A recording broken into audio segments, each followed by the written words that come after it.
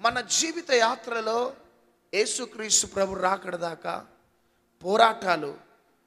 పోరాడుతూనే ఉంటాం. ఇది 1-2 months కాంట్రాక్ట్, 1-2 years కాంట్రాక్ట్ తీసుకోలేదు సాతాను. యేసుక్రీస్తు ప్రభు రాకడ దాకా కూడా అపవాది అయిన సాతానుతో పోరాటాలు జరుగుతూనే ఉంటాయి. హల్లెలూయా. నామకార్థ క్రైస్తవులకి ఎక్కువగా ఉండవు ఈ పోరాటాలు. అభిషేకాన్ని అంత డెప్త్గా నమ్మని వారికి కూడా ఈ పోరాటాలు ఉండవు. ఎందుకు అంటే వారిని పట్టించుకోదు సాతాను. వారికి ఆ మంట, ఆ దాహం, ఆ పట్టుదల, ఆ ప్యాషన్, ఆ జీల్, ఆ మంట ఉండదు. కాబట్టి సాతాను అంతగా పట్టించుకోడు. నామకార్థ క్రైస్తవులను పట్టించుకోడు, లోకస్తులను పట్టించుకోడు. మారుమనసు పొంది కూడా మంటాలా, అనేకులను మంటించాలా, తగలబెట్టాలా సాతాను సామ్రాజ్యాలని అని మంటేవారు, మంటుతో ప్రార్థించేవారు, అభిషేకంతో కదిలేవారు, వారిని అపవాది అటాక్ చేస్తుంటాడు. వీటి మీద అవగాహన లేని వారిని కూడా సాతాను పట్టించుకోడు.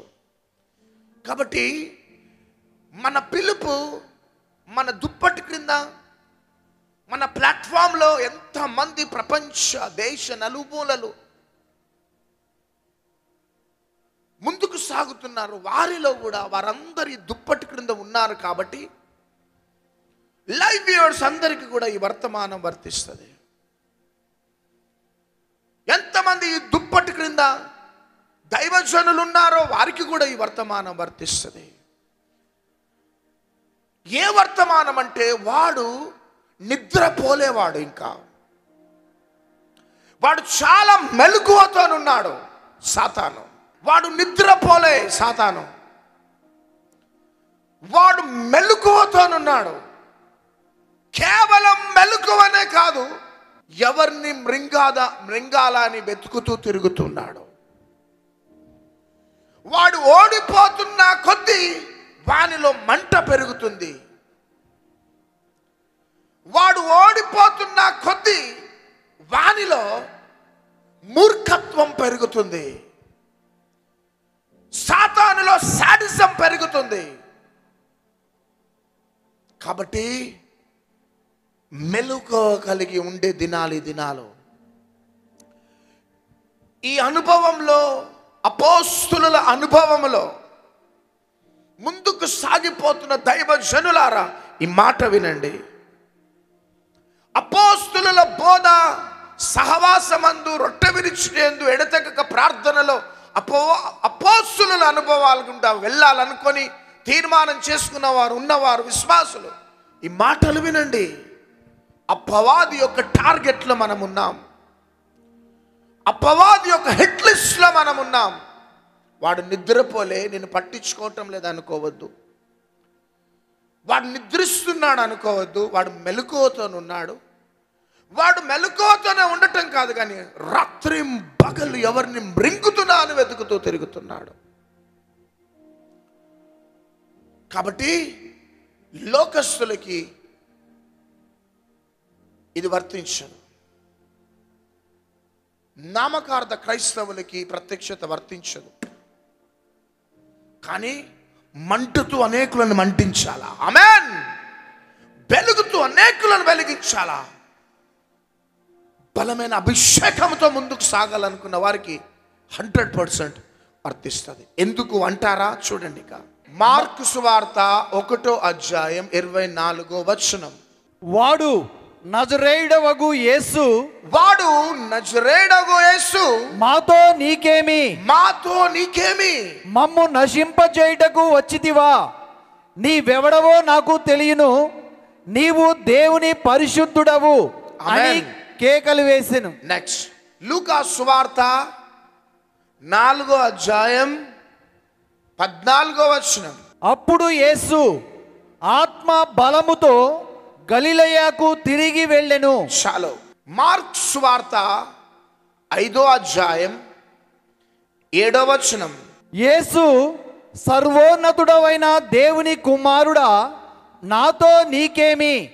నన్ను బాధపరచుకుమని దేవుని పేరిట నీకు ఆనబెట్టుచున్నానని బిగ్గరగా కేకలు వేసెను. 10వ వచనం. తమ్మును ఆ దేశములో నుండి తోలివేయవద్దని ఆయనను మిగుల బతుమాలుకొనెను. 12వ వచనం. గనుక ఆ పందులలో ప్రవేశించున్నట్లు మమ్మును వాటి యొద్దకు పంపుమని ఆ దయ్యములు ఆయనను బతిమాలుకొనెను. గట్టిగా చప్పట్లు కొట్టాలి. యేసయ్యకే మహిమ కలుగును గాక. ఈ దయ్యాలన్నీ ఎప్పుడు లేచినాయి? యోహాను వచ్చినప్పుడు లెగలే, మలాకి కాలంలో లెగలే. ఈ శక్తులు లేచంటున్నా, యేసు సర్వోన్నతుడైన దేవుని కుమారుడా, మాతో నీకేం పని? మమ్మల్ని నశింపచేయటానికి వచ్చినావా? నీవెవరో మాకు తెలుసు. మమ్మల్ని నశింపచేయటానికి ఎందుకు వచ్చినావు యేసు? గెరాసీనుల దేశంలో అడుగుపెట్టగానే సమాధులలో నుంచి యవనస్తుడు సేన 5,000 దయ్యాలు కలిగిన వాడు పరిగెత్తుకుంటూ వచ్చి, యేసు నీవెవరో మాకు తెలుసు, నీవు దేవుని పరిశుద్ధుడు, మమ్మల్ని నశింప చేయటానికి వచ్చినావా అంటున్నాయి. 10వ వచనంలో చూస్తే, దయచేసి నిన్ను మేము బ్రతిమిలాడుతున్నాం. కొన్ని వందల సంవత్సరాల నుంచి దేశాన్ని మేము డామినేట్ చేస్తున్నాం. కాబట్టి మా డామినేషన్ ఎక్కువ ఉంది ఈ దేశంలో. దయచేసి నిన్ను బ్రతిమిలాడుతున్నాం, ఈ దేశంలో నుంచి మమ్మల్ని వెళ్ళగొట్టకు అంటున్నాయి దయ్యాలు. చివరికి యేసయ్య పందుల మధ్యలో పందులలో పంపగానే వెళ్ళిపోయి చనిపోయినాయి. ఎందుకు ఈ మాటలు చెప్పటానికి కారణం ఏంటిదంటే, యేసయ్య ఆత్మ బలముతో అడుగు పెట్టినాడు. గట్టిగా చప్పట్లు కొట్టాలా? ఆత్మ బలముతో అడుగు పెట్టటమును బట్టి ఆ ఆత్మ బలం యొక్క అనుభవం సాతాను ఇష్టపడడు. సాతాను శక్తులు కాలిపోయే అనుభవం, సాతాను శక్తులు కుప్పకూలిపోయే అనుభవం, సాతాను శక్తులు పారలైజ్ అయిపోయే అనుభవం ఒకటే అనుభవం, ఆత్మ బలము. చప్పట్లు కొట్టండి అంతా. అభిషేకం ఆయనను పరిశుద్ధాత్మ మీ మీదికి వచ్చినప్పుడు మీరు శక్తి నొందెదరు. యెరూషలేములోను సమరయ, యూదయ, సమరయ భూదిగంతముల వరకు మీరు నాకు సాక్షులయ్యిందరు. ఆత్మ బలం. అపవాది అటాక్ చేసేది ఎవరినంటే ఆత్మ బలముతో వెళ్ళేవారిని. సాతాను యొక్క సామ్రాజ్యాలని కూల్చేవారు ఎవరంటే ఆత్మ బలముతో ముందుకు సాగిపోయేవారు. అపోస్తలుడైన పౌలు ఒక మాట అంటాడు, ఎఫెసీయులకు రాసిన పత్రిక 6వ అధ్యాయం 12వ వచనం. ఏలయనగా మనము పోరాడునది శరీరులతో కాదు గాని ప్రధానులతోనూ అధికారులతోనూ ప్రస్తుత అంధకార సంబంధులకు లోకనాథులతోనూ ఆకాశ మండలమందున్న దురాత్మల సమూహములతోనూ పోరాడుచున్నాము. హల్లెలూయా. పాత నిబంధనలు చూస్తే దావీదైనా, యెహోషువ అయినా, యెహోషాపాత్ అయినా వీళ్ళందరూ కనబడే శత్రువులతో పోరాడినారు. వారు అటాక్ చేసినప్పుడు వీరు అటాక్ చేసినారు, కనబడే శత్రువుతో పోరాడినారు. కానీ క్రొత్త నిబంధన ప్రజలము, యేసయ్య రక్తంలో కడగబడ్డ మనము, ఆత్మ బలంతో ముందుకు సాగుతున్న మనము, ఆత్మాభిషేకంతో ముందుకు సాగిపోతున్న మనమట పోరాడుతున్నది కనబడని శత్రువుతో పోరాడుచున్నాం. మనం పోరాడుతున్నది కనబడడు. వాడిని ప్రక్కలోనే కూర్చుంటాడు, కనబడడు. ఎందుకు నువ్వు నిద్రపోతున్నావు? వాడు ప్రక్కలో ఉన్నాడు. నీకు మందిరంలో కూర్చున్నా నువ్వు సెల్ ఫోన్ తీసుకొని ఫోటోలు తీసుకుంటూ నీవు సెల్ ఫోన్లో మాట్లాడుతున్నావు అంటే అదొక దయ్యం. అది నేను వాక్యం విననివ్వకుండా చేసే దయ్యం. కనబడడు వాడు. కాబట్టి కనబడని శత్రువులతో మనం పోరాడుతున్నాం. అందుకని పౌలు అంటున్నాడు, మనం పోరాడుతున్నది శరీరులతో కాదు కానీ ప్రధానులతో, అధికారులతో, ప్రస్తుత అంధకార సంబంధాలకు లోకనాథులతో, ఆకాశ మండలంలో ఉన్న దురాత్మ శక్తులతో. గట్టిగా చప్పట్లు కొడదాం. ప్రతి విశ్వాసి ప్రతి దైవజనుడు క్రీస్తు రాకడ దాకా పోరాడాలి. పరిమితమైన వారికే ఈ అటాక్ జరగదు, అభిషక్తులకి ఈ అటాక్ జరుగుతుంది. నామకార్థ క్రైస్తవులను వాడు అటాక్ చేసి కూర్చోబెట్టేస్తున్నాడు. ఈ అభిషేకంను నమ్మకుండా మంటని వారిని అటాక్ చేసి కూర్చోబెట్టేసిండు వాడు. ఇక వాడు అటాక్స్ అన్ని ఎవరికంటే మంటతో కదిలే వారితోనే. ఈ మంటతో కదిలే వారితో ఈ పోరాటం కంటిన్యూ అవుతూనే ఉంటుంది. హల్లెలూయా. ప్రతి ఏరియాస్లలో వాడు నిన్ను ఉండని ఇవ్వకుండా అటాక్ చేస్తుంటాడు. ప్రతి మండే క్రైస్తవుని అటాక్ చేస్తాడు. ప్రతి ఏరియాలలో వాడు అటాక్ చేస్తుంటాడు. మెలుకో కలిగి ఉండండి. హల్లెలూయా. అందుకని పౌలు ఏమంటాడంటే, మనం పోరాడుతున్నది శరీరాలతో కాదు కానీ ప్రధానులతో, అధికారులతో, ప్రస్తుత అంధకార సంబంధంలో, లోకనాథులతో, ఆకాశ మండలంలో ఉన్న దురాత్మ సమూహంతో పోరాడుచున్నాం. కానీ ఒక విశ్వాసి నేర్చుకోవలసినది కింద భాగంలో సర్వాంగ కవచమును మనం ధరించుకోవాలి. ఒక లిస్ట్ ఉన్న చదవండి.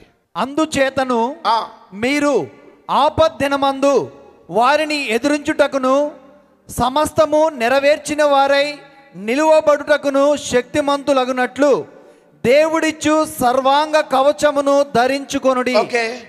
ఏలయనగా మీ నడుమునకు సత్యమును దట్టి కట్టుకొని నీతియను మైమరుపు తొడుగుకొని పాదములకు సమాధాన సువార్త వలననైన సిద్ధ మనస్సును జోడు తొడుగుకొని నిలువబడుడి. ఇవన్నీయు గాక విశ్వాసమును డాలు పట్టుకొనుడి. దానితో మీరు దుష్టుని అగ్ని బాణములన్నిటినీ ఆర్పుటకు శక్తిమంతులగుదురు. గట్టిగా చప్పట్లు కొట్టాలంతా. మనం పోరాడుతున్నాం. అయితే దేవుడు వచ్చి పోరాడుతాడని మనం గుడ్డి భ్రమలో ఉండొద్దు. This is the revolution God has given me. దేవుడు వచ్చేస్తాడులే అని మనం సింపుల్గా గుడ్డిగా ఉండొద్దు. ఈ లిస్ట్ అంతా కూడా మనం ధరించుకోవాలా. హల్లెలూయా. సర్వాంగ కవచము, విశ్వాసం అనే డాలు, అగ్ని బాణములను ఎదిరించుటకు అక్కడ ఒక లిస్ట్ ఉంది. ఆ కవచమును మనం ధరించుకోవాలా. ఇప్పుడు మేము నారాయణ ఖేడ్లో అట్లాంటి అటాక్స్ జరుగుతాయి అన్నప్పుడు మేము ఇవి ధరించుకోవాలా. మేము బ్లైండ్గా వెళ్ళొద్దు. దేవుడు మార్గాలు సరళం చేసేస్తాడు కదా, దేవుడు ఉన్నాడు కదా, ఏమైనా అటాక్ చేస్తే దేవుడు అటాక్ చేయగలుగుతాడు కదా అని చాలామంది విశ్వాసులు ఆ గుడ్డి భ్రమలో ఆగిపోతున్నారు. కాబట్టి వారి జీవితాలలో ఫెయిల్యూర్స్, ఓడిపోతున్నారు. అనేక సేవకులు సైతం మొదటి దర్శనం, మొదటి మంట, మొదటి ప్యాషన్ దూరం అయిపోయి బలహీనమైపోతున్నారు. అనేక సంఘాలు మొదటి ప్రేమను దూరం చేసుకొని లోకంలో కలిసిపోతున్నారు. అనేక సంఘాలు, విశ్వాసులు లోకంతో కాంప్రమైజ్ అయిపోతున్నారు. బికాస్ ఆల్రెడీ నీ బలహీనతను చూసి అపవాది నిన్ను, నీ కుటుంబాన్ని వాడు అటాక్ చేసేసిండు అంతే. దేవుడు చూసుకుంటాడు ఖచ్చితంగా. కానీ we must do something. We must prepare. ఏంటిది అది? మళ్ళా ఒకసారి చదువుకుందాం. 13వ వచనం నుంచి నేను చదువుతా. ఎలాగనగా అందుచేతను మీరు ఆపద్దినమందు వారిని ఎదిరించుటకును. ఎవరిని ఎదిరించడానికి? చేయి పైకెత్తి చెప్పండి. ఎవరిని? సాతానును ఎదిరించటానికి, సమస్తమును నెరవేర్చు వారై నిలవబడుటకును శక్తిమంతులగుటకును దేవుడు ఇచ్చు సర్వాంగ కవచమును ధరించుకొనుడి. నెక్స్ట్, ఎలాగనగా మీరు నడుమునకు సత్యము అను దట్టి కట్టుకొని నీతి. మనకు సత్యం ఉండాలా. రేపు వెళ్తున్నప్పుడు, వాడి అటాక్స్ జరుగుతున్నప్పుడు నీలో సత్యం కనబడాలి, నీలో నీతి కనబడాలా.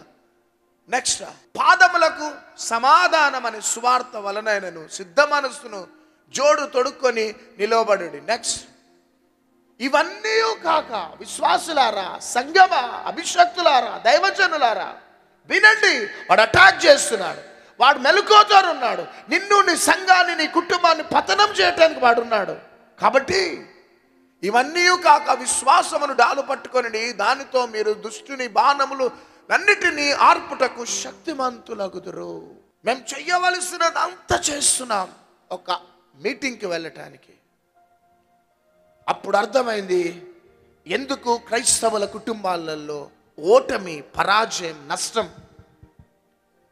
ఎందుకు దైవజనులైన, సంఘాలైన, విశ్వాసులైన మొదటి దర్శనం, మొదటి ప్రేమ, మొదటి అది దేవుని మీద నుంచి దూరం కావటానికి, ఎందుకు మొదటి ప్రేమ సంఘాలకి, దైవజనులకు దూరం అయిపోతుంది?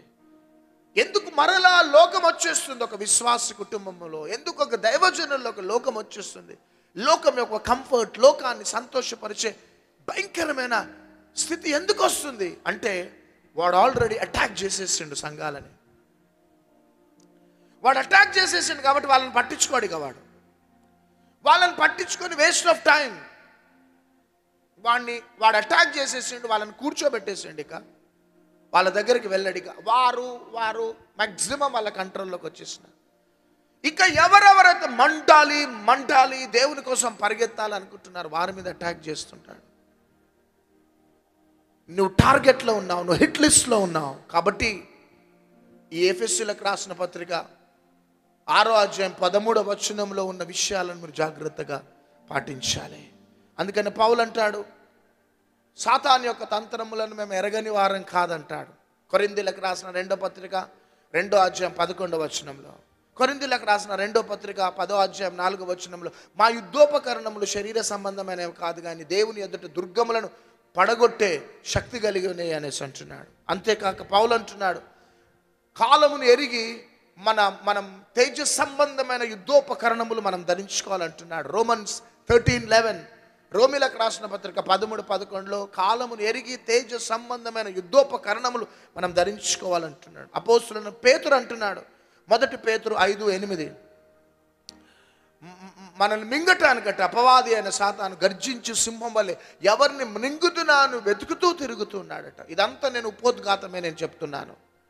కాబట్టి ఎంతమంది ఫేస్బుక్, యూట్యూబ్, జూమ్లో బిడ్డలు వాక్యాన్ని వింటూ లోతైన అనుభవాల గుండా వెళ్తూ మంట కలిగి ముందుకు సాగాలనుకుంటున్నారో, ఈ జాగ్రత్తలు మీరు తీసుకోండి. దేవుడు నాకు ఇచ్చిన జాగ్రత్తలు మీతో షేర్ చేసుకుంటున్నాను. దేవుని యొక్క సేవలో నిమగ్నం అయిపోయి ముందుకు సాగిపోతున్న దైవజనులారా, మొదటి అటాక్ గురించి ప్రభు మనతో మాట్లాడబోతున్నాడు. నీవు సేవకుడు కాకపోవచ్చు, విశ్వాసవే.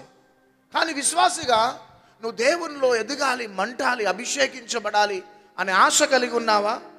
ఈ వర్తమానం నీకే. ఏదో సింపుల్ నామకార్థ క్రైస్తవత్వం, మెత్తటి జీవితం, అసలు ఏమాత్రం ఉలుకు పలుకు లేని జీవితమా? No problem. కానీ నువ్వు దేవునిలో రోజు ఎదుగుతున్నావు. యోహాన్ అభిషేకం ఏంటిదో తెలుసు, యేసయ్య అభిషేకం ఏంటిదో తెలుసు, నీళ్ళ బ్యాప్తిజం ఏంటిదో తెలుసు, అగ్ని బ్యాప్తిజం ఏంటిదో తెలుసు. అపోస్తులు అభిషేకించబడ్డ తర్వాత భూలోకాన్ని తల్లక్రిందులుగా చేస్తూ ఎట్లా పరిగెత్తినారో తెలుసు. కాబట్టి అభిషేకం గురించి, పరిశుద్ధాత్మ నింపుదల గురించి నీకు తెలుసు. నువ్వు ఆ మార్గాల గుండా వెళ్ళాలని ప్రార్థన చేస్తూ సిద్ధపడుతున్నావా? ఈరోజు ఈ వర్తమానం నీకే. హల్లెలూయా. మొదటి అటాక్, తెస్సలోనికకు రాసిన 1 పత్రిక 2వ అధ్యాయం 18వ వచనం. కాబట్టి మేము మీ యొద్దకు రావాలనని ఇంటిమి, పౌలను నేను పలుమార్లు రావాలనని ఇంటిమి, కానీ సాతాను మమ్మును అభ్యంతరపరచెను. అది అందుకనే వాడు నిద్రపోలే. పక్కన వారితో చెప్పండి, వాడు నిద్రపోలే అని చెప్పండి. వాడు నిన్ను చూసి చూడనట్టు ఉండటంలే, వాడు నిద్రపోలే, మెలకువతోనున్నాడు, చాలా షార్ప్గా నిన్నే గమనిస్తున్నాడు. అపోస్తలుడైన పౌలు అంటున్న మాట, అనేక సార్లు నేను మీ యొద్దకి రావాలనుకున్నా, కానీ నేను రాలేకపోతున్నా. అబ్బా, ఎందుకో తెలుసా? సాతాను నన్ను అభ్యంతరపరుస్తుంది. నేను మందిరానికి రావాలనుకుంటున్నా, బస్ దొరకనివ్వకుండా చేసింది ఎవరు? చేయి పైకెత్తి చెప్పండి, ఫిల్ ఇన్ ద బ్లాంక్స్. నేను వాక్యం వినటానికి బయలుదేరుతున్నా, ఒక్క ఆటో కూడా రాకుండా చేసింది ఎవరు? చెప్పాలా? నేను మందిరానికి వచ్చి శుక్రవారం వాక్యం వినాలనుకునే సమయంలో మా చుట్టాలు, మా స్నేహితులు సడన్గా ఇంటికి వచ్చినారు. ఎవరు తెప్పించారు వాళ్ళని? Fill in the blanks. అప్పటిదాకా బాగుండే వాతావరణం, ఇక నేను నా కుటుంబం ఇట్లా బయలుదేరదాం అనుకునేటప్పుడే జల్లులు స్టార్ట్ అయినాయి. పౌలు అంటున్నాడు, అనేక మారులు మీ దగ్గరికి నేను రావాలనుకుంటున్నా, ఎవరు ఆటంకపరుస్తున్నారు? హల్లెలూయా. సాతాను నన్ను ఆటంకపరుస్తున్నాడు. నేను రావాలనుకుంటున్నా, సాతాను నన్ను ఆటంకపరుస్తున్నాడు. వాక్యం చెప్పాలనుకుంటున్న మీ దగ్గరకు వచ్చి వాక్యం విననివ్వకుండా వాడు ఆటంకపరుస్తున్నాడు. మీ పట్టణాలలోకి వచ్చి నేను మీటింగ్స్ పెట్టాలనుకుంటున్నా, అబ్బా దొరికిండు వాడు. ఈరోజు మీటింగులని ఆటంకపరిచింది ఎవరు? ఇప్పుడు మీకు ప్రార్థన చేయాలనుకున్నా ప్రార్థనను ఆటంకపరిచింది ఎవరు? సాతాను. ఇది జాగ్రత్తగా వినండి, అందరికీ వర్తించేది. మరలా చెప్తున్నా, ప్రభు కోసం మండాలని తీర్మానాలు తీసుకుంటున్న బిలీవర్స్, మాకు జరగవలసిన అటాక్స్ జరుగుతాయి. మా ప్లాట్ఫామ్ మీద మేము ఎట్లా వెళ్తుంటామో అపవాది వాడు మమ్మల్ని అటాక్ చేస్తుంటాడు.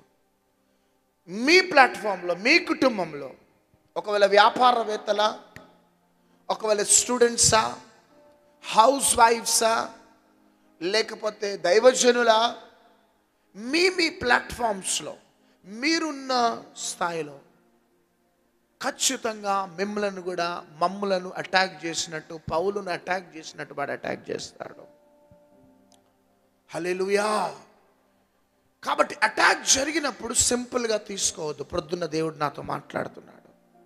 వి must take serious. My son, you must take very serious.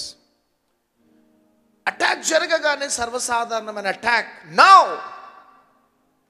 ఒక దైవ కార్యం అక్కడ జరుగుతుంది, ఒక రక్షణ కార్యం అక్కడ జరుగుతుంది. ఎక్కడ దేవునికి మహిమ కలగబోతుందో, ఎక్కడ క్రీస్తు నామం ఎత్తిపట్టబడబోతుందో, ఎక్కడ సాతాను యొక్క సామ్రాజ్యాలు, మాంత్రికుల చాతబడి సామ్రాజ్యాలు కుప్పకూలిపోతుంటాయో అక్కడ వాడు అటాక్ చేస్తాడు. అంతే. నీ జీవితాలలో వ్యాపారం సడన్గా కుప్పకూలిపోయింది, అటాక్ మంది. నిన్నటిదాకా మంచిగా ప్రేమతో మాట్లాడిన నీ భర్త ప్రొద్దున్ననే ఎందుకు నిన్ను తిట్టిండు? అటాక్. సడన్గా మీ ఇద్దరి మధ్యలో చిన్న దాంట్లో ఉప్పు కారం దగ్గర భేదాభిప్రాయాలతోని తిట్టుకొని నువ్వు అన్నం తినకుండా, ఆమె అన్నం తినకుండా, పిల్లలు అన్నం తినకుండా చేసింది ఎవరు? డెవిల్. ఏ నెగిటివ్ అటాక్ జరిగినా పలుమార్లు మీ దగ్గరికి నేను రావాలనుకుంటున్నా, కానీ అభ్యంతరపరిచింది ఎవరు? సాతాను. పెళ్ళికి అన్ని చూసుకొని వెళ్ళిండ్రు పాస్టర్ గారు, వెళ్ళి ఫోన్ చేస్తానన్నారు పాస్టర్ గారు. అన్ని పాప నచ్చింది, మా కుటుంబం నచ్చింది, అన్ని నచ్చినాయి పాస్టర్ గారు. వెళ్ళి ఫోన్ చేస్తానన్నారు, ఇంతవరకు ఫోన్ చేయలే. మధ్యవర్తిని అడిగితే ఏం మాట్లాడతలేరు. అటాక్ అది, అంతే. That's all. చిచ్చు పెట్టేసినాడు వాడు. నీకు ఉద్యోగం రానివ్వకుండా చిచ్చు పెట్టింది వాడు. నీ భర్తను రెచ్చగొట్టింది వాడే. మీ ఇద్దరి మధ్యలో భేదాభిప్రాయాలు కలగజేసింది వాడే. సడన్గా అనారోగ్యం, అస్వస్థత, చిన్న నొప్పి అనుకున్నా స్కానింగ్ తీస్తే ఈ ప్రాబ్లం, హాస్పిటల్కి వెళ్తే ఇంచుమించు 30,000 ఖర్చు. అటాక్. మేము జాగ్రత్త వహిస్తున్నాం ఈ వర్తమానం ద్వారా. ఈ ప్లాట్ఫామ్ మీద, ఈ అనుభవంలో ఉన్న దైవజనులారా, మీరు కూడా జాగ్రత్త పడాలా. సింపుల్గా తీసుకోవద్దు. వాడు అటాక్ చేస్తాడు. ఫ్యామిలీస్లలో అటాక్ చేస్తాడు, వ్యాపారాలలో అటాక్ చేస్తాడు, చదువులలో అటాక్ చేస్తాడు, ఉద్యోగంలో అటాక్ చేస్తాడు, అనారోగ్య స్థితిలో అటాక్ చేస్తాడు. ఎందుకు? సంవత్సరాల నుంచి నువ్వు వడ్డీ కడుతున్నావు. సాతాను దెబ్బది. భార్య సంపాదిస్తుంది, భర్త సంపాదిస్తున్నాడు, సొంత ఇల్లు ఉన్నాడు, 15 రోజులు కాగానే బ్యాంక్ ఖాళీ, మరలా వడ్డీకి తీసుకుంటున్నాం. అటాక్ అది, సాతాన్ అటాక్. రాత్రి నిద్ర పట్టడంలో ఏమో అయిపోతుందని భయం భయం భయం, సాతాన్ యొక్క అటాక్. హల్లెలూయా. మా జీవితాలలో వాడు ఎట్లా అటాక్ చేస్తాడు? మొదటి అటాక్ చదువుదాం. మత్తయి సువార్త 8:24. అంతటా సముద్రం మీద తుఫానులు లేచినందున ఆ దోణి అలల చేత కప్పబడెను. అప్పుడు ఆయన నిద్రించుచుండెను. ఎక్కడికి వెళ్తుండే యేసయ్య? ఫ్యామిలీతో ఎంజాయ్ చేయడానికి వెళ్తారా? ఏదో రిసార్ట్లో రెస్ట్ తీసుకోవటానికి వెళ్ళటలే. గెరాసీనుల దేశంలో సమాధులలో సేన అనే దయ్యాలను బట్టిన యవ్వనస్తుని రక్షించడానికి, స్వస్థపరచడానికి బయలుదేరుతుంటే అటాక్. ఏ అటాక్? తుఫానులు లేచినాయి, దోణి అలల చేత కప్పబడ్డది. సాతాను ఈ విధంగా అటాక్ చేస్తాడు. మత్తయి సువార్త 12:24. పరిసయ్యులు ఆ మాట విని, వీడు దయ్యములకు అధిపతి అయి బయల్జేబుల వలనే దయ్యములను వెళ్ళగొట్టుచున్నాడని, కానీ మరి దేని వలన కాదన్నారు. యేసుక్రీస్తు ప్రభు దయ్యాలను వెళ్ళగొడుతుంటే పరిసయ్యులు అంటున్నారు బయల్జేబుల వలన దయ్యాలను వెళ్ళగొట్టుచున్నాడు. చూడండి, ఒకటి వాతావరణంను వాడు దెబ్బ కొడతాడు. వాతావరణం ద్వారా దైవ పనిని జరగనివ్వకుండా చేస్తాడు. అంతేకాక పరిసయ్యులు సద్దుకాయలు లేచేయమంటున్నారంటే దేవుని ఆత్మ వలన దయ్యాలను వెళ్ళగొట్టటలే, బయల్జేబుల వలన దయ్యాలను వెళ్ళగొడుతున్నాడు అంటున్నాడు. మార్క్స్ వార్త 3:2. అచట వారు ఆయన మీద నేరము మోపవలనని ఉండి విశ్రాంతి దినమున వానిని స్వస్థపరచునేమో అని ఆయనని కనిపెట్టుచుండిరి. చూడండి, నేరము మోపాలనుకుంటున్నారు పరిసయ్యులు సద్దుకాయలు. మార్క్స్ వార్త 3:22. యెరూషలేము నుండి వచ్చినప్పుడు శాస్త్రులు ఇతడు బయల్జేబుల వలన పట్టిన వాడే దయ్యములను అధిపతి చేత దయ్యములను వెళ్ళగొట్టుచున్నాడని. చూడండి ఎంత అటాక్స్ జరుగుతున్నాయో. నెక్స్ట్ అపోస్తుల కార్యం 12:4. అతనిని పట్టుకొని చెరసాలలో వేయించి పస్కా పండుగ అయిన పిమ్మట ప్రజల యొద్దకు అతనిని తేవలనని ఉద్దేశించి అతనికి కావలసి ఉండుటకు 4 చతుష్టయాలు సైనికులను అతనికి అప్పగించాను. పేతురుని పట్టేసినారు మనుషులు, సైనికులు పట్టి అరెస్ట్ చేసేసినారు. నెక్స్ట్ అపోస్తుల కార్యం 13:44-46. మరుసటి విశ్రాంతి దినమున దాదాపు ఆ పట్టణమంతయు దేవుని వాక్యం వినుటకు కూడి ఉండిరి. దేని వినటానికి? దేవుని వాక్యాన్ని వినటానికి పట్టణమంతా కూడా కూడి ఉంటే ఏం జరిగింది? యూదులు జనసమూహములను చూచి మత్సరముతో నిండుకొని దూషించుచు పౌలు చెప్పిన వాటికి అడ్డగించినారట. అడ్డగించినారు. ప్రజలు చూడండి మత్సరపడ్డారు. వాక్యం ప్రకటించబడుతుంటే, ప్రజలు చీకటిలో నుంచి వెలుగులోకి నడిపించబడుతుంటే, ప్రజల జీవితాలు బాగుపడుతుంటే మత్సరపడి పౌలును అడ్డగించినారు. అపోస్తుల కార్యం 13:48-50. అన్యులు ఆ మాట విని సంతోషించి దేవుని వాక్యమును మహిమపరిచారు మరియు నిత్య జీవమునకు నిర్ణయింపబడిన వారందరినూ విశ్వసించారు. ఏం జరిగింది? ప్రభు వాక్యము ఆ ప్రదేశం అందంతటా వ్యాపించారు. కానీ యూదులు భక్తి మర్యాద కలిగిన స్త్రీలను, ఆ పట్టణమున ప్రముఖులను రేపి పౌలునకు బర్నబాకును హింస కలుగజేసి వారిని తమ ప్రాంతం నుండి వెళ్ళగొట్టిరు. అబ్బా, ఎవరి పని ఇదంతా? చేపైకైతే చెప్పండి, ఎవరి పని? సాతాను. వాక్యం ప్రకటించబడుతుంటే తుఫానులు లేచినాయి. గెరాసీనుల దేశంలో ఉన్న సమాధులలో యవ్వనస్తులని కలవటానికి యేసయ్య వెళ్తుంటే తుఫానులు లేచినాయి, ముంచివేసినాయి. ఇక్కడ యేసయ్య ప్రకటిస్తుంటే దయ్యముల అధిపతి ద్వారా బయల్జేబుల వల్ల దయ్యాలను వెళ్ళగొడుతున్నారు. సమాజం అంటున్నారు, పరిసయ్యులు సద్దుకాయలు అంటున్నారు. పేతురు ప్రసంగించినప్పుడు సైనికులు అరెస్ట్ చేసినారు. పౌలు ప్రకటిస్తున్నప్పుడు, వాక్యాన్ని ప్రకటిస్తున్నప్పుడు ప్రజలు విరుచుకుపడ్డారు, స్త్రీలు విరుచుకుపడ్డారు, వెళ్ళగొట్టినారు. ఇంకేం జరిగింది? అపోస్తుల కార్యం 14:19-20. అంతియోకియా నుండి ఈకోనియా నుండి యూదులు వచ్చి జనసమూహం అంతయు తన పక్షమున చేసుకొని పౌలు మీద రాళ్ళు రుబ్బగా అతడు చనిపోయానని అనుకొని పట్టణము వెలుపలికి అతనిని ఈడ్చిరి. అయితే శిష్యులు అతని చుట్టూ నిలిచి ఉండగా అతడు లేచి పట్టణంలో ప్రవేశించి మరునాడు బర్నబాతో కూడా దెర్బేకు బయలుదేరిపోయాను. చూడండి, రాళ్లతో కొట్టిరండి.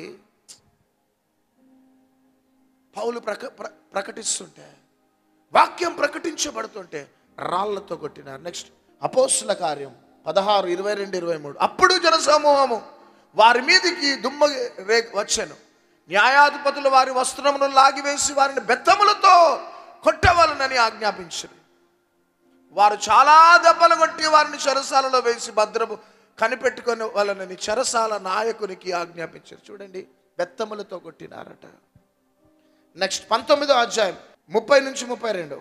పౌలు జనుల సభ యొద్దకు వెళ్ళదలిచెను, కానీ శిష్యులు వెళ్ళనీయలేదు. మరియు ఆసియా దేశాధిపతులలో కొందరు అతనిని స్నేహితులై ఉండి అతని యొద్దకు వర్తమానము పంపిరి.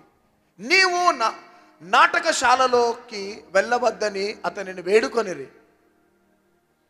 ఆ సభ గలిబిలిగా ఉండను గనుక కొందరు ఇలాగనిరి, కొందరు అలాగున కేకలు వేసిరి. చూడండి ఎంత భయంకరంగా రెచ్చిపోతున్నారు ప్రజలు. అపోస్తుల కార్యం 21వ అధ్యాయం 11వ వచనం. అతడు మా యొద్దకు వచ్చి పౌలు నడికట్టు తీసుకొని తన చేతులకు కాళ్ళకు కట్టుకొని, యెరూషలేములోని యూదులు ఈ నడికట్టు గల మనిషిని ఇలాగ బంధించి అన్యజనుల చేతికి అప్పగింతురు. చూడండి, నెక్స్ట్ లాస్ట్ అండ్ ఫైనల్ అపోస్తుల కార్యం 23:12. ఇవన్నీ ఎందుకు నేను చదివిపించినానంటే, దైవజనులారా, అభిషక్తులైన విశ్వాసులారా, ఒక దినమున ఈ వర్తమానం విని కూడా నువ్వు నెగ్లెక్ట్ చేస్తే లెక్కప్ప చెప్పవలసి ఉంటుంది. ఇన్ని అటాక్స్ జరుగుతూ ఉంటాయి. ఆత్మ మంటతో ముందుకు సాగిపోవాలని దైవజనులు వైజాగ్ వెళ్ళొచ్చు, విజయవాడ వెళ్ళొచ్చు, ఖమ్మం వెళ్ళొచ్చు, కడప వెళ్ళొచ్చు, నారాయణఖేడ్ వెళ్ళొచ్చు, రేపు ఖమ్మం వెళ్ళొచ్చు, ఎక్కడెక్కడ తిరుగుతా వెళ్ళాలి, దేవుని వాక్యాన్ని ప్రకటించాలని దైవజనులు వెళ్తూ ఉంటే అటాక్స్ జరుగుతాయి. ఏ అటాక్స్ జరుగుతాయి చూపెట్టండి ఒకసారి. వాతావరణంలో మార్పులు కలిగిస్తాడు సాతాను. రెండవదిగా సమాజాన్ని వాడు రెచ్చగొడతాడు.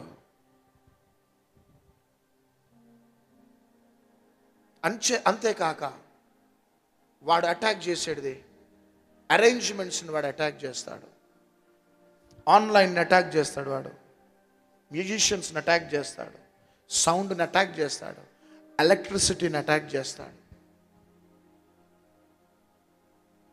అక్కడనే కూర్చుంటారు అంతా, అక్కడనే షాక్ వస్తుంది, అక్కడి నుంచే పొగలు వస్తూ ఉంటాయి.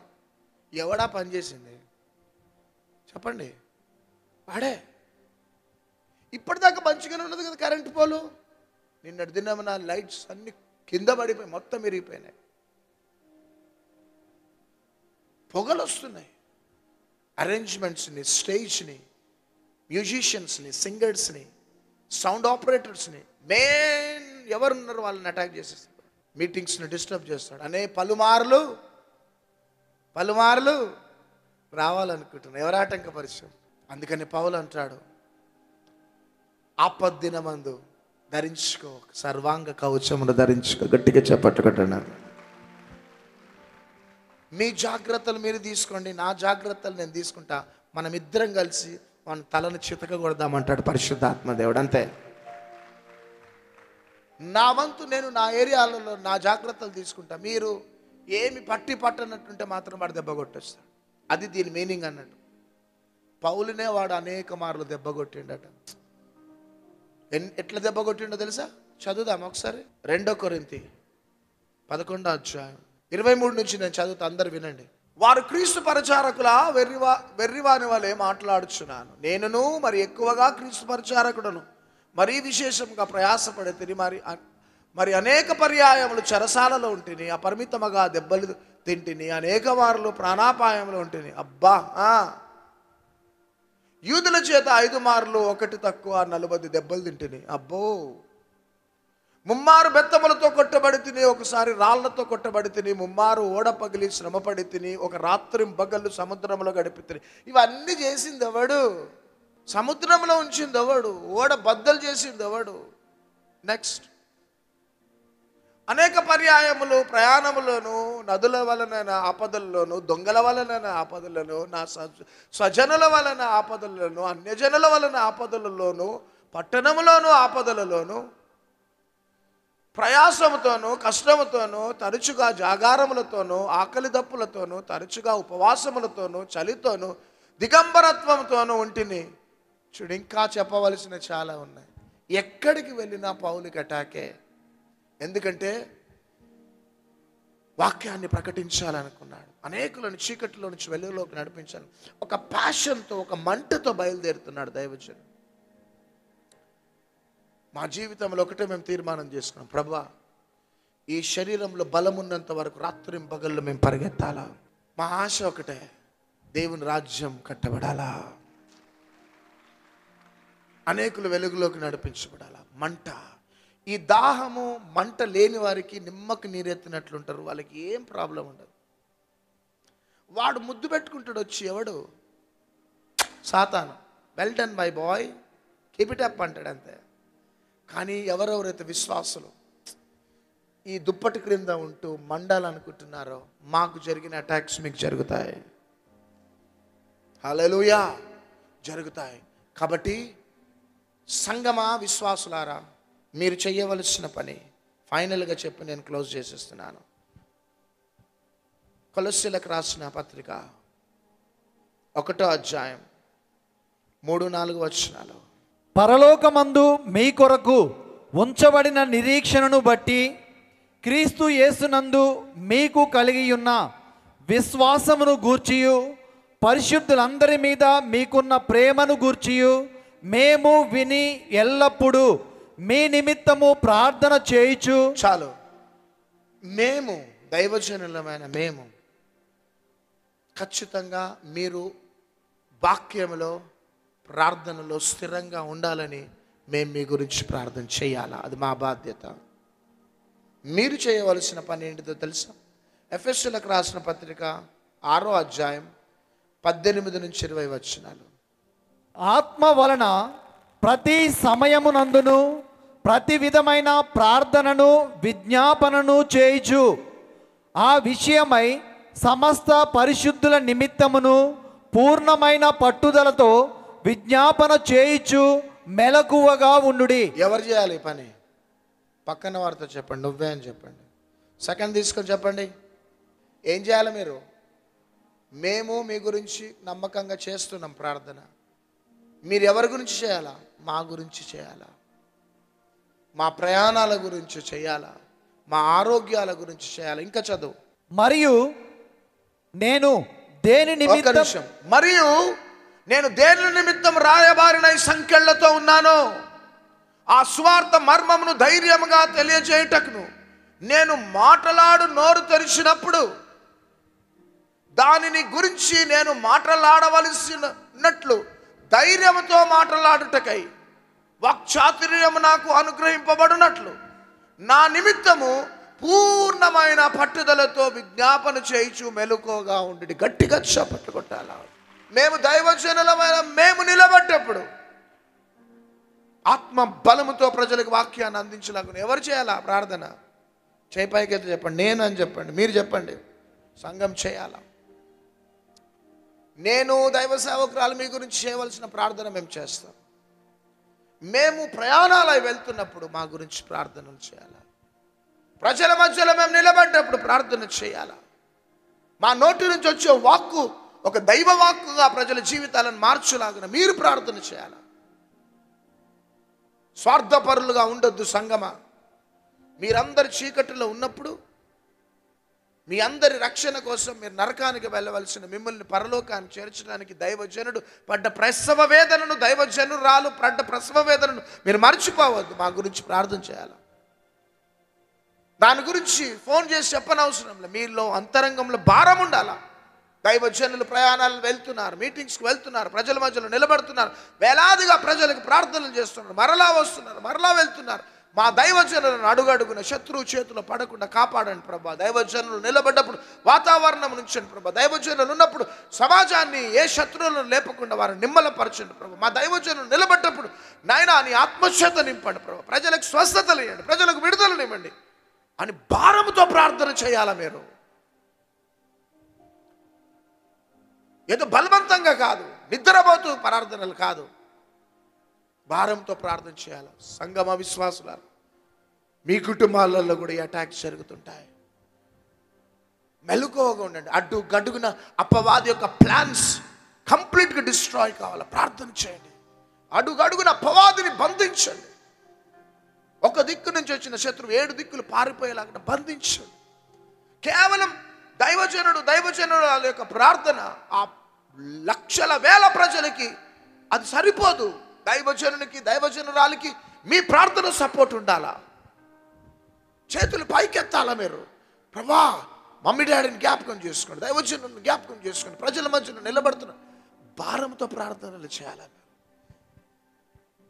స్వార్థపరులుగా ఉండొద్దు, అవకాశవాదులుగా ఉండొద్దు. నడుము నొప్పి వచ్చినప్పుడు డాడీ కావాలా, ఇంట్లో పెళ్ళిళ్ళు జరిగినప్పుడు డాడీ కావాలా, పిల్లల పెళ్ళిళ్ళు కావాలన్నప్పుడు తల్లిదండ్రులు దైవజనులు కావాలా. వాళ్ళంతా మంచిగానే అంటే ఎవరు దైవజనుల దగ్గరికి రా. అట్లాంటి స్వార్థపూరితమైన జీవితాలు వద్దు మీకు.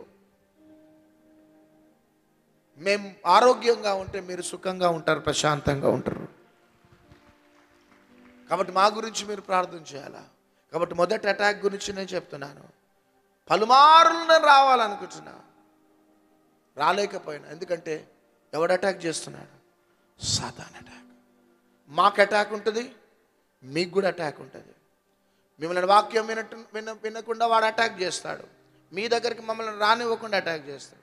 ఆయా ప్రాంతాలలో ఎంత కష్టపడ్డా కానీ గ్రౌండ్స్ దొరకవు మాకు, పర్మిషన్స్ దొరకవు మాకు.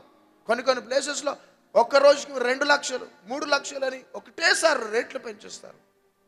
మమ్మల్ని అభిషక్తులని ఆ పట్టణానికి రానివ్వకుండా, ప్రజలకు విడుదల కలగనివ్వకుండా వాడు అక్కడున్న ప్రజలని కంట్రోల్ చేసేస్తుంటాడు.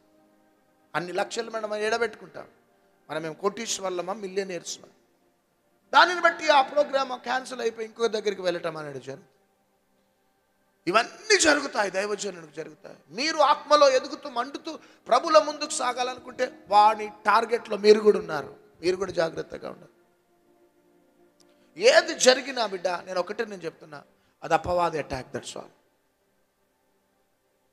కాబట్టి ప్రార్థన జీవితం కలిగి ఉండండి. అడుగడుగున ప్రభువా, నా భర్త ఈ ప్రాజెక్ట్ కోసం వెళ్తున్నాడు, ఏ సాతాను అటాక్ జరగకుండా భద్రపరచండి ప్రభువా. పర్మిషన్స్ రాకుండా చేస్తాడు వాడు. పర్మిషన్స్ ఇచ్చేవారిని అనేక రీతిలుగా వాడు అటాక్ చేస్తూ ఉంటాడు. ఎన్నో జరుగుతుంటాయి. ఎవరికి?